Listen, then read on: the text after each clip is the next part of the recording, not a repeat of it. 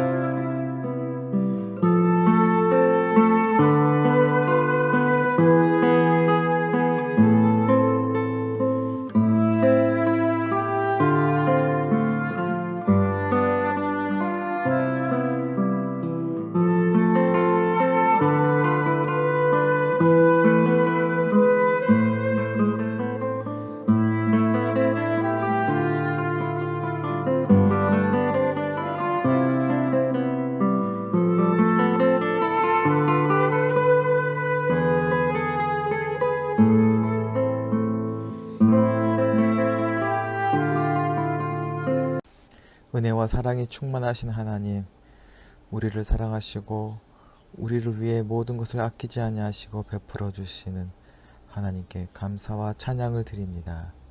예수 그리스도를 통하여 보혈의 피로써 저희를 깨끗게 하시고 하나님의 백성을 삼아 주시니 또한 감사를 드립니다.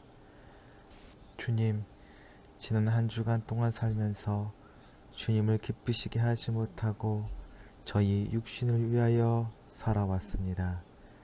하나님만 사랑하며 살겠다 하였지만 욕심을 쫓아 살았습니다.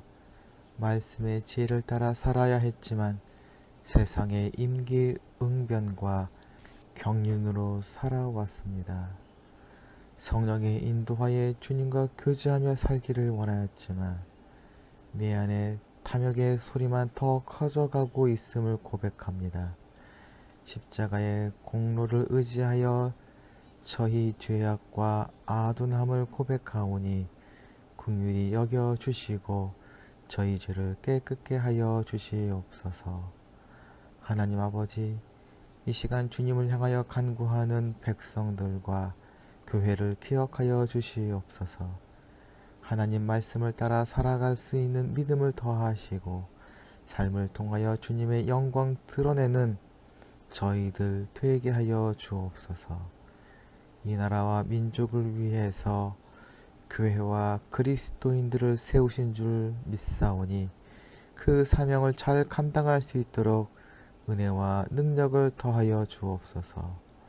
저희의 기도가 먼저 그 나라와 의의를 구하는 믿음의 기도가 또한 되게 하옵소서. 하나님 아버지, 아직도 주님을 알지 못하고 걱정과 근심 속에서 신음하는 이웃들을 위하여 기도하오니 복음과 은혜의 빛을 비추사 불신의 깊은 잠에서 깨어나 생명의 삶을 살고 천국을 향한 길을 걸어가게 하옵소서. 하나님께서 세우신 위정자들과 사회 지도자들에게 지혜와 명철을 허락하시고 하나님과 역사를 두려워하는 마음을 더하시사 이들을 통하여 하나님의 생명의 역사를 이루게 하옵소서. 어려운 경제 사정으로 인해 직장과 생업에서 고통받고 질병으로 눈물 흘리며 자녀들의 미래에 대한 걱정으로 힘들어하는 모든 이들의 문제를 주님 앞에 놓고 기도할 때 응답받는 사순절 기간 되게 하여 주시옵소서. 오늘 저희가 드리는 예배가 하나님께서 기뻐 받으시는 예배가 되며 우리에게 위로와 은혜가 되는 예배가 될 수 있도록 인도하여 주시옵소서. 우리 구주 예수 그리스도의 이름으로 기도하옵나이다. 아멘.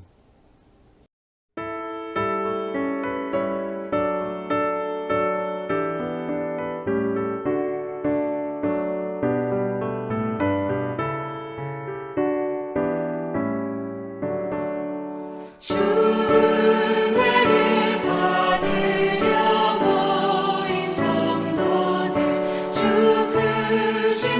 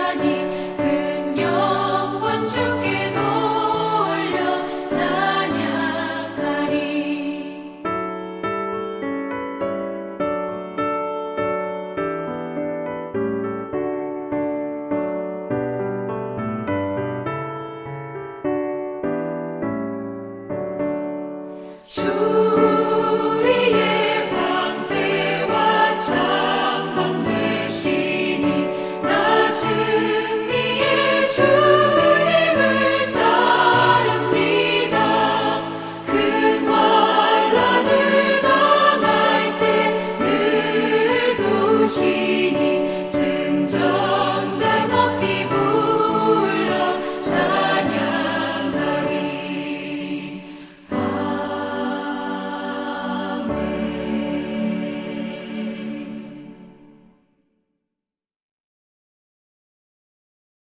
오늘 우리에게 주시는 하나님의 말씀은 마가복음 8장 31절부터 38절까지의 말씀입니다. 그리고 예수께서는 인자가 반드시 많은 고난을 받고 장로들과 대제사장들과 율법학자들에게 배척을 받아 죽임을 당하고 나서 사흘 후에 살아나야 한다는 것을 그들에게 가르치기 시작하셨다. 예수께서 드러내놓고 이 말씀을 하시니 베드로가 예수를 바싹 잡아당기고 그에게 항의하였다. 그러나 예수께서는 돌아서서 제자들을 보시고 베드로를 꾸짖어 말씀하셨다. 사탄아, 내 뒤로 물러가라. 너는 하나님의 일을 생각하지 않고 사람의 일만 생각하는구나. 그리고 예수께서 제자들과 함께 무리를 불러놓고 그들에게 말씀하셨다. 나를 따라오려고 하는 사람은 자기를 부인하고 자기 십자가를 지고 나를 따라오너라. 누구든지 제 목숨을 구하고자 하는 사람은 잃을 것이요 누구든지 나와 복음을 위하여 제 목숨을 잃는 사람은 구할 것이다. 사람이 온 세상을 얻고도 제 목숨을 잃으면 무슨 이득이 있겠느냐? 사람이 제 목숨을 되찾는 대가로 무엇을 내놓겠느냐? 음란하고 죄가 많은 이 세대에서 누구든지 나와 내 말을 부끄럽게 여기면 인자도 자기 아버지의 영광에 쌓여 거룩한 천사들을 거느리고 올 때에 그를 부끄럽게 여길 것이다. 아멘.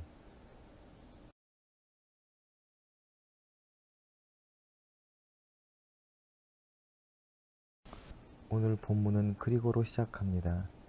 그리고라는 말 속에는 중요한 사건이 담겨져 있습니다. 그것은 베드로가 예수님을 주님으로 그리스도로 고백한 사건입니다. 그러나 예수님께서 고난과 죽으심 그리고 부활을 이야기했을 때 베드로는 그것을 받아들일 수 없었습니다. 하나님께로부터 오신 그리스도를 생각할 때 자연스럽게 왕이나 고관 대작의 모습이 연상됐기 때문일 것입니다. 보통 사람들도 같은 생각일 것입니다. 제가 부목사 시절에 새로 예수님을 믿게 된 어르신을 신방할 기회가 있었습니다. 예배 후 이야기를 나누게 되었습니다. 그분에게 예수님을 믿고 따르면 영생을 누리고 복도 누리지만 고난도 함께 찾아온다고 하자 그분은 난감해하면서 고난은 안 되는데 하셨습니다. 재차 예수님이 함께 하셔서 충분히 이길 수 있다고 설명드려도 계속 그러면 안 되는데 고난은 안 되는데 하셨습니다. 사람에게 하나님과 고난은 함께 생각할 수 없는 단어입니다.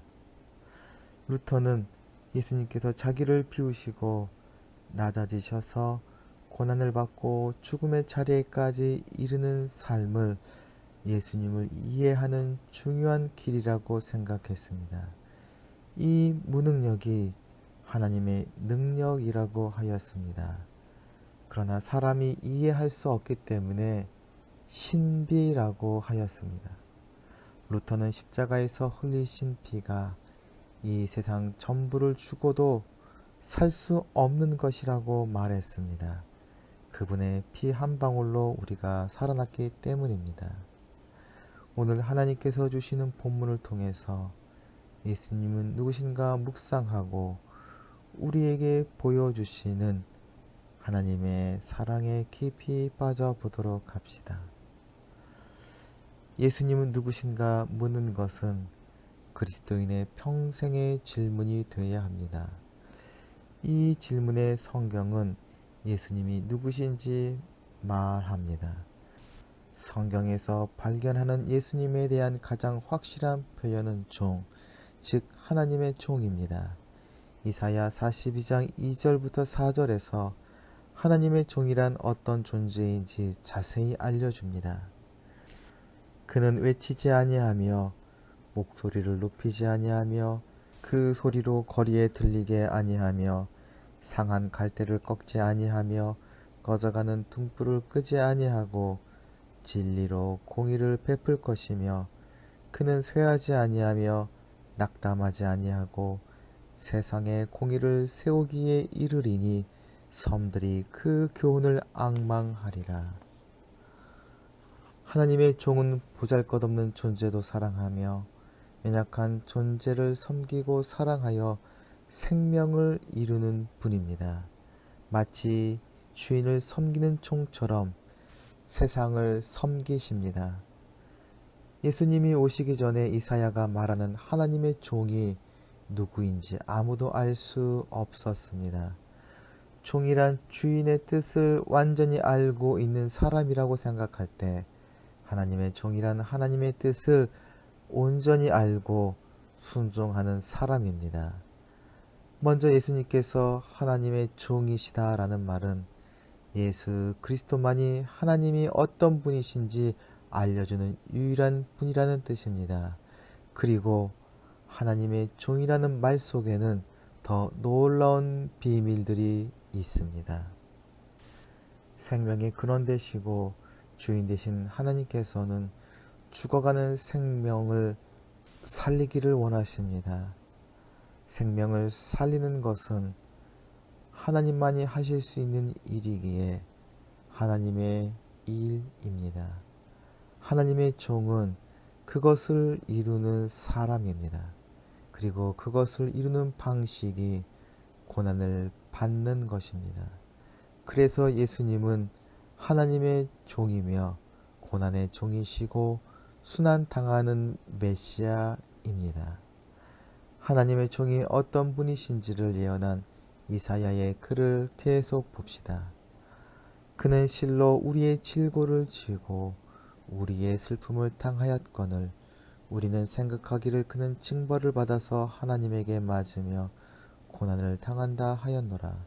그가 찔림은 우리의 허물을 인함이요 그가 상함은 우리의 죄악을 인함이라.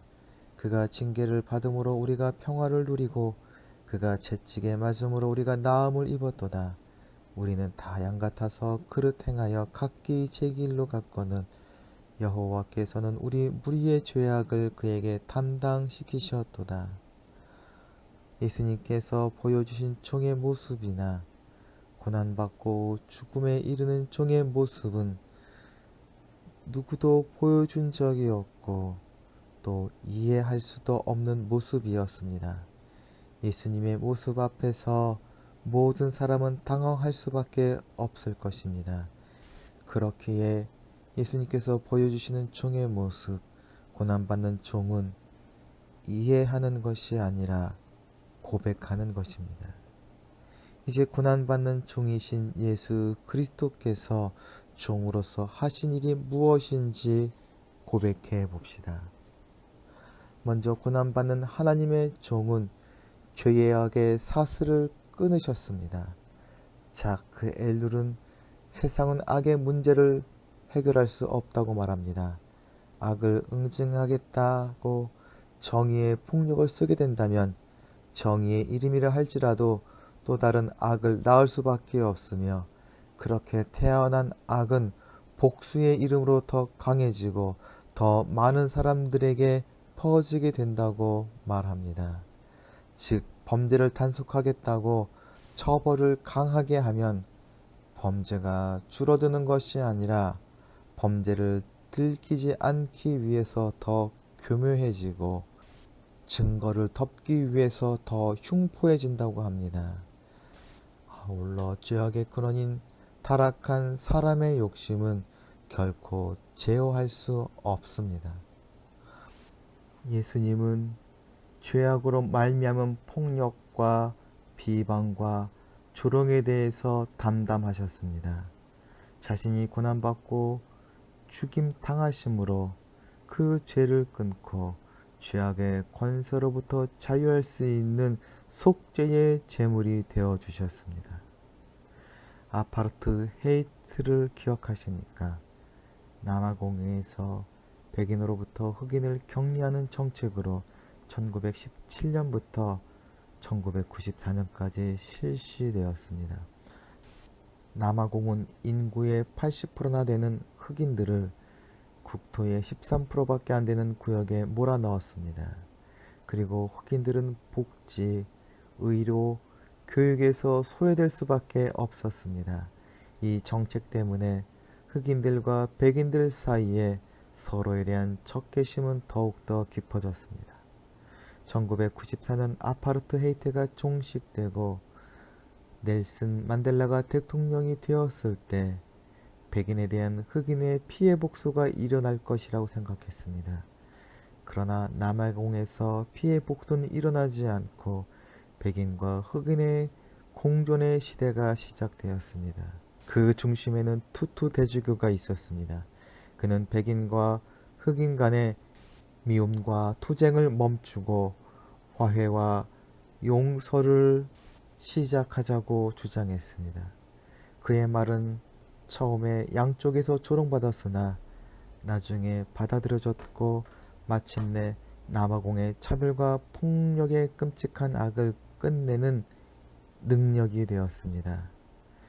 예수님께서는 우리에게 죄악의 악순환을 끊을 수 있는 유일한 방법을 보여주시고 알려주셨습니다.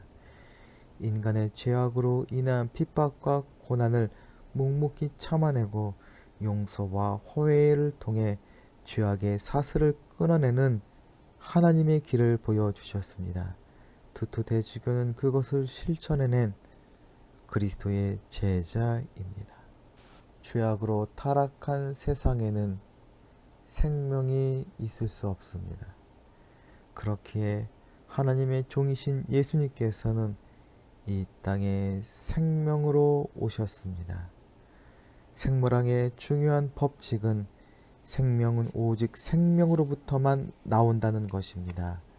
즉, 생명이 없는 곳에서는 절대로 생명이 나올 수 없습니다. 우리의 생명은 죽을 수밖에 없는 사망의 권세 아래 놓여 있는 불완전한 생명입니다. 살아도 살았다고 할 수 없는 생명입니다. 생명의 주인이신 하나님만이 우리의 생명을 온전히 회복시키실 수 있으십니다. 성경은 하나님 없는 사람의 비참함을 이렇게 말합니다. 귀한 존재이기는 하지만 죽을 수밖에 없으니 멸망하는 짐승과 같다라고 합니다. 이 땅에서 삶은 내일의 생존을 걱정해야 하는 삶이며 도적같이 찾아오는 죽음 앞에 전전긍긍할 수밖에 없는 짐승과 다를 바 없는 모습이라는 것입니다. 하나님의 종 되신 예수님께서 이 땅에 생명으로 오셨습니다. 하늘의 미랄이 땅에 심겨질 때 풍성한 열매가 맺어지듯이 생명을 풍성하게 하시기 위해서 이 땅에 오셨습니다. 우리는 예수 그리스도로 말미암아 하나님께서 주시는 은혜와 풍성한 생명을 누릴 수 있게 된 것입니다. 그리고 예수님을 통해서 시작되는 생명은 종말의 때에 완성되는 생명입니다. 오늘 본문 38절을 보십시다. 예수님과 예수님의 말씀을 부끄러워하면서 인자가 아버지의 영광으로 천사들과 함께 올 때 그 사람을 부끄러워할 것이라고 했습니다. 예수님을 통해 누리는 하나님의 생명은 죽음과 종말을 뛰어넘는 능력이며 풍성한 생명을 누리게 하는 하나님의 선물입니다. 이 땅에서 누리는 그리스도인의 생명도 귀하고 아름답지만 종말에 주님께서 우리에게 완성시켜 주시는 생명은 더욱 귀하고 아름답습니다. 종말의 때에 하느님과 상관없는 모든 것들은 사라지지만 성도들은 종말과 죽음을 넘어설 것입니다. 예수 그리스도께서 우리의 이름을 영광스럽게 하실 때에 영원한 즐거움을 누리게 하는 종말의 생명을 우리가 얻게 될 것입니다. 예수님은 누구신가? 라는 질문은 제자는 누구인가? 라는 질문으로 자연스럽게 이어집니다. 예수님께서 고난의 종이시라면 그 제자된 우리는 어떻게 살아야 할까요? 우리가 살아야 할 제자의 삶이란 땅의 경륜을 비우고 하늘의 지혜를 채우는 삶입니다. 예수님께서 고난을 말씀하셨을 때 베드로는 예수님의 옷을 잡아당기면서 격렬하게 항의합니다. 예수께서 드러내놓고 이 말씀을 하시니 베드로가 예수를 바짝 잡아당기고 그에게 항의하였다. 방금 전까지 예수님을 메시아, 하나님께로부터 온 분이라고 고백했던 베드로는 이제 예수님을 철부지 바보라고 생각합니다. 사람이 생각과 경험을 버리고 새로운 생각과 신앙을 받아들이는 것은 너무나 어려운 일입니다. 그때에 예수께서는 돌아서서 제자들을 보시고 베드로를 꾸짖어 말씀하셨습니다. 사탄아, 내 뒤로 물러가라. 너는 하나님의 일을 생각하지 않고 사람의 일만 생각하는구나.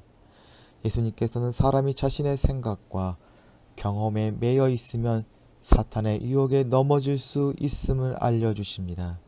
제자는 자신의 경험을 버리고 선생 대신 예수 그리스도를 알아가고 쫓아가는 사람입니다. 그리고 예수님이 하나님이심을 믿고 하나님은 우리를 사랑하시고 우리에게 가장 좋은 것을 주시는 분이라는 것을 알 때에 우리는 비로소 자기의 생각과 경험을 버릴 수 있습니다. 성경이 말하는 제자의 길은 예수님을 닮아가는 것입니다. 그래서 제자된 우리가 매일매일 예수님의 말씀과 삶을 깊이 묵상합니다.